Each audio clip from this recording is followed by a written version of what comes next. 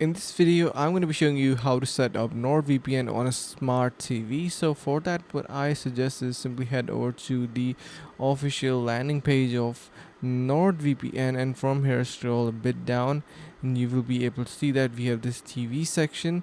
So this is how this looks. So if you're using Samsung TV, Apple TV, or Android TV in general, you can click onto this option and jump right onto this download option. Now before you download, you can head over to the link in the description to get 70% off on NordVPN, which is going to be providing you a lot of value.